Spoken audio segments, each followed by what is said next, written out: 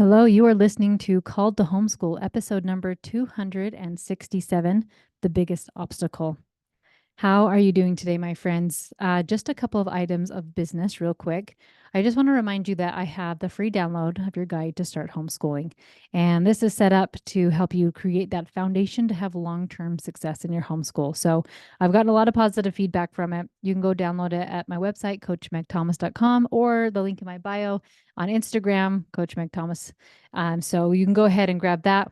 Also, a reminder that Mama's members, the doors to that are still open. And I'm spending all summer helping you get your homeschool up and running, helping you learn how to learn together, to be together as a family. I was just speaking with a client the other day who's going to be homeschooling for her first time and just even facing some of those fears and helping her and having somebody on your team that's like all in on you and is so excited and comes with so many years of experience. So I would love to have you there. We're diving into the 30 days to ease into homeschooling, which is absolutely free in the membership.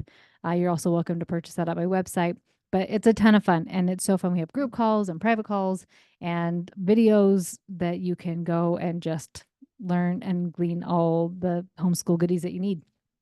So, what I want to talk about today is something that's been coming up with a lot of clients lately. And it's so interesting because I mostly coach adults, right? And then sometimes I coach teens and every now and then a younger kid. But it's so interesting to watch this recurring theme be popping up with some of my clients. So I was talking to one of the dads I was coaching, and he was telling me about how bad he was seeking his parents' approval as a child. And now here he is in his 50s, and he is still seeking their approval. He still wants to know somebody cares about me. Am I good enough? Some praise, anything. And it's so interesting to get to hear this perspective from him and some other clients that I've been talking to of trying to prove their parents wrong. Like, I am a good person. I'm good. You've said all these years I'm so bad or I'm so terrible. And they're just trying to prove themselves that somebody cares that I'm good enough. And so it's so interesting listening to this from an adult perspective of how their childhood, of what an obstacle it has been for them in their life.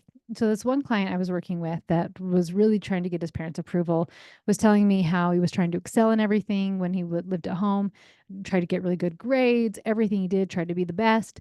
Like surely that would make his parents love him and appreciate him. It didn't. So he went down a career path where he knew he could get praise and recognition for his hard work. And it was a very grueling career path.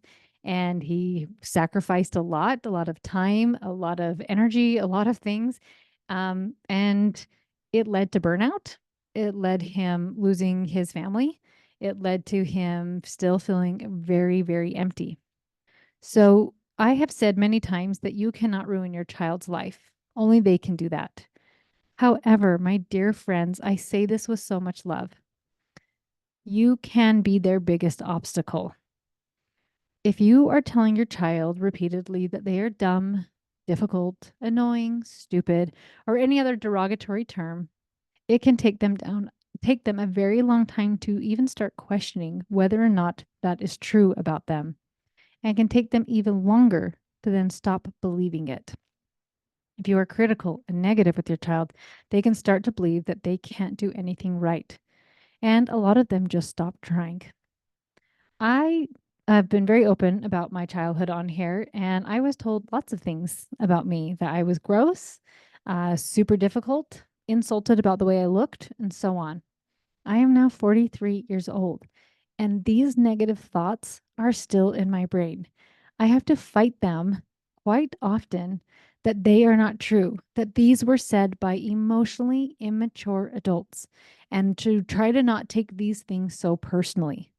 So, were my parents able to destroy my life? No, only I could have done that.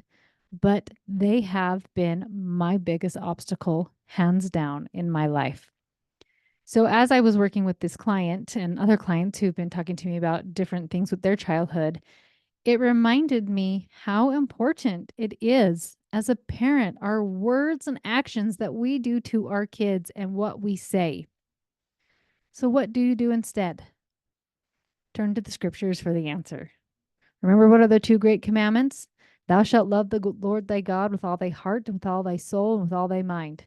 This is the first and great commandment. And the second is like unto it. Thou shalt love thy neighbor as thyself. We need to love more. We need to love like God loves and seeing the good in people. Often we have the thought, thou shalt love thy neighbor as thyself, as our literal neighbor or our enemies, but it's also our children to love them, to be good to them, to be kind to them, to be the emotionally mature adult that is not reacting to them, but actually is showing up to teach them and guide them.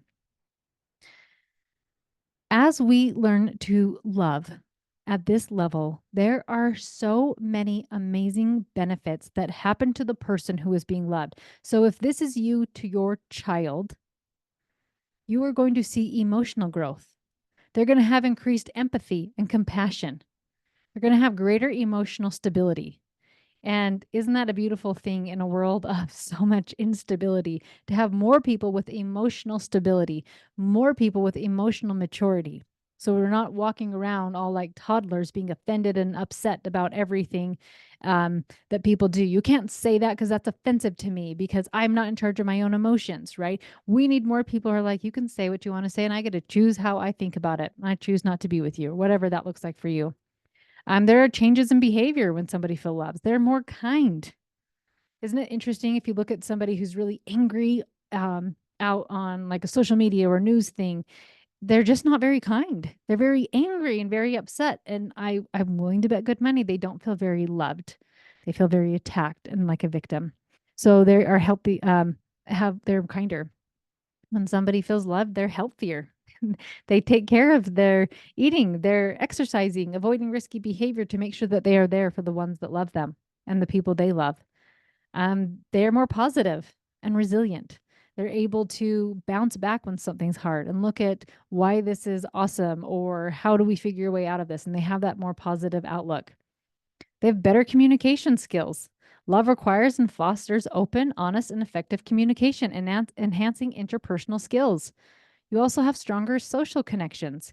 Being loved and loving others can lead to a broader and deeper social network, providing additional sources of support and enrichment. You feel better about yourself and have better self-worth. You have more personal growth because you feel motivated to strive to be your best self, seeking that self-improvement. You even have health changes. Isn't that so interesting? If you've read, I want to think it's called the rabbit effect, I believe, or the bunny effect. Rabbit effect sounds right. Where somebody was doing a studies with all of these rabbits, and for some reason, this one group of rabbits did a lot better than all the other rabbits. And they found out that the tech or whoever was in charge of these rabbits was loving them, was holding on to them, was stroking them, was being sweet to them, was saying kind words. And those rabbits had better health than the other rabbits, even though they were in the same environment. That happens for kids as well and adults. Better physical outcomes, lower blood pressure, improved immune function, and longer life expectancy, all by having somebody love you. They prioritize relationships, share goals, have dreams, reduction in negative behaviors. They're less negative, less angry, less aggression, and lower rates of addiction. Love changes people. And I'm seeing client after client who have to heal just from their parents' negative words or negative actions. If they were emotionally abused, physically abused, verbally abused, they have to go and process this and go to these old wounds and heal from that so that they can then become this emotionally mature adult. So, wherever you are in that spectrum, I challenge you to either be a cycle breaker or don't be what's the right, yeah, cycle breaker. I'm trying to think of another word for that, but to just keep the good going, to be that person that loves at such a level that people can come rest in your space, especially your children.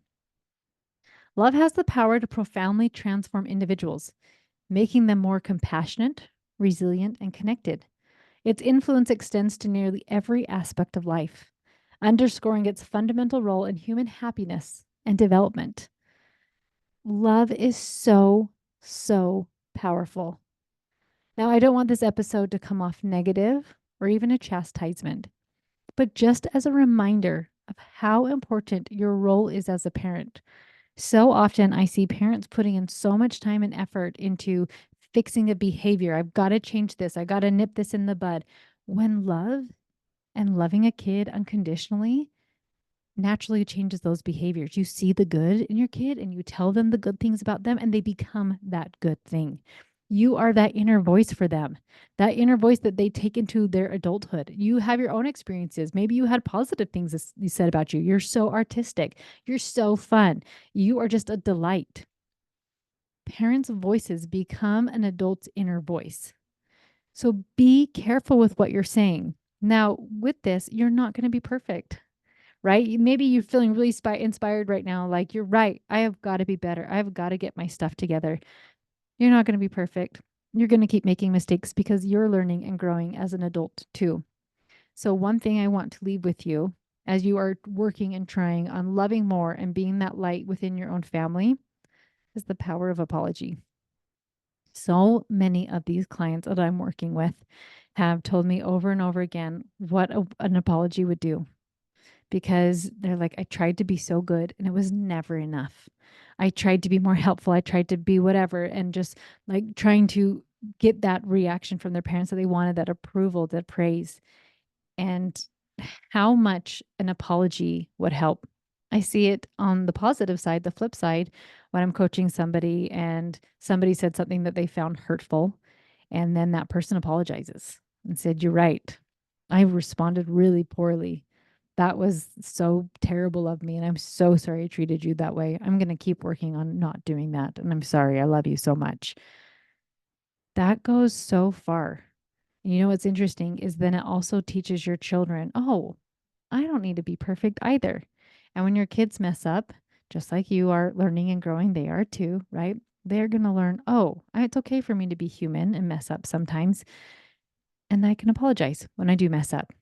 So please, as there's so much ugly and darkness in the world, be the light in your own home.